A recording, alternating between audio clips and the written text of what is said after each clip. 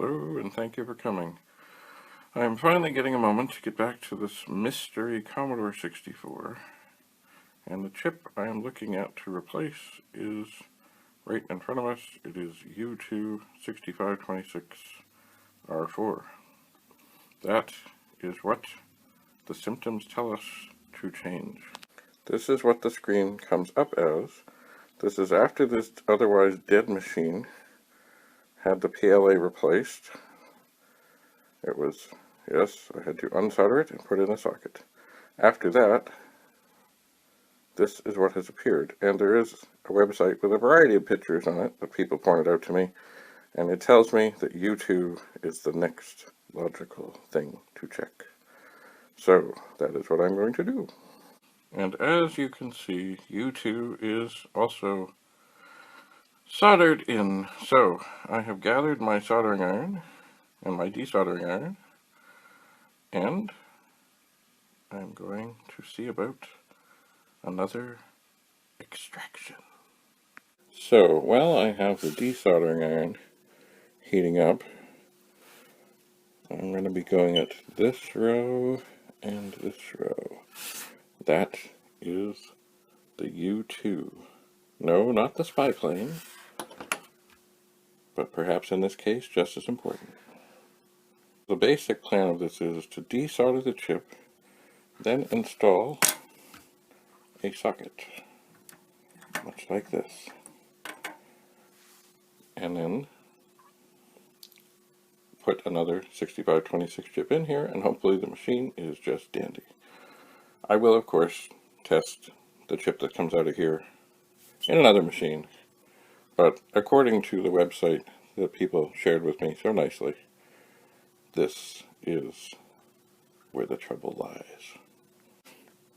I'm not sure how long this iron needs to heat up.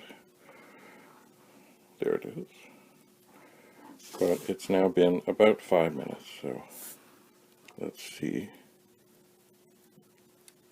if anything.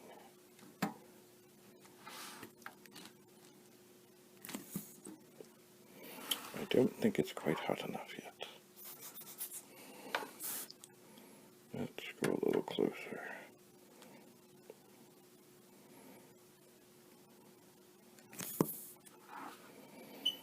No, I don't think we're quite there yet. Alright. It has been a while longer. Not tons of time longer.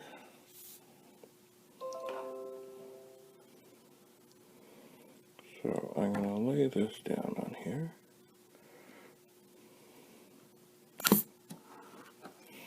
And that seems to have worked. So, time for a little time-lapse photography.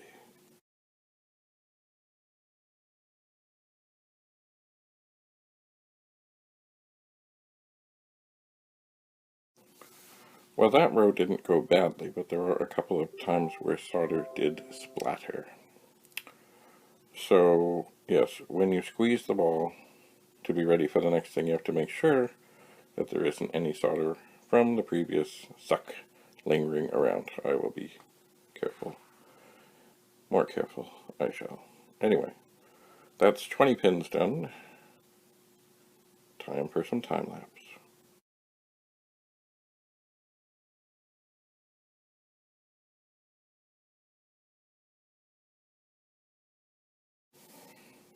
Well, that looks like both rows are done. I'm not pleased with the splatter. I'll deal with that. A little more. There's a little more.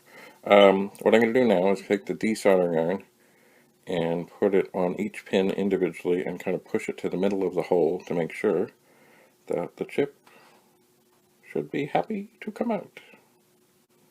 Alright, so I've kind of gone over the pins, and now I'm going to see if I can wiggle the chip out. Not sure if I can show this or not. We'll see. So, if everything has gone well, I should be able to give this a little tweak, and the chip I would like to think will come out.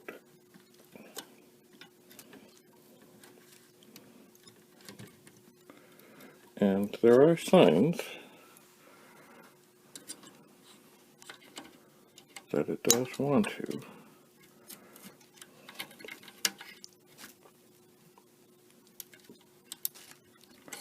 But you know what? I think I gotta do this so I can see what I'm doing better. The chip is out, and it looks like it's come out fairly gracefully. It was a bit of a challenge. There's always, I mean, when there's 40 pins, all it takes is one pin to be a little finicky. And in looking here, I could see the one that was a little finicky. It was this one.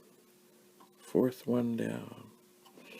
But they all look empty. I may tidy that up again before I put the socket in. I might. Anyway, it is time to put the socket in. And much to my delight, the socket slipped in just dandy. I made sure the witness mark is at the right end. Not that anyone else is likely to be going in here, but you know. Hello. By the way, when looking at the holes, I put these glasses on. They are so magnified that it takes a while. Like right now, I'm horribly out of focus. There. But anyway, these glasses, I'm not sure what power they are, but they are very handy. Alright, so I am... Oh, cord could be a little longer here. I'm going to try and do this a little better.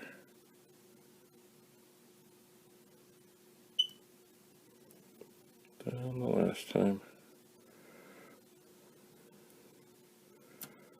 This is not flowing. Oh, there we are. Flowing. Okay. Back to the time lapse.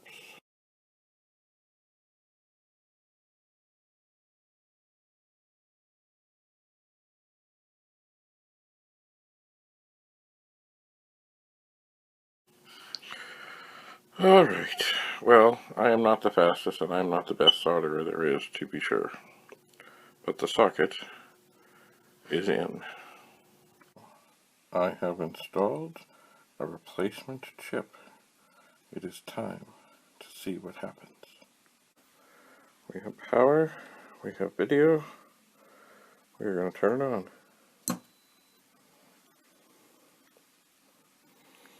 Shazam! Here we have the mysterious Commodore 64 that I have seemingly revived. The PLA chip was bad.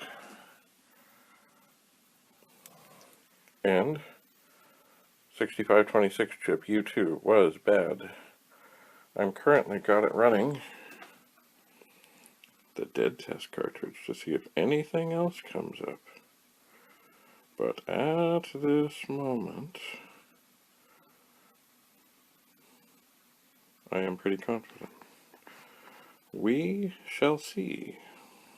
The screen has blacked out, which means imminently the SID chip will be tested.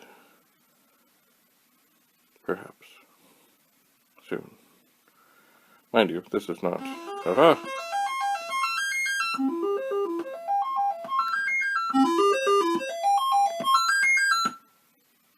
Wicked.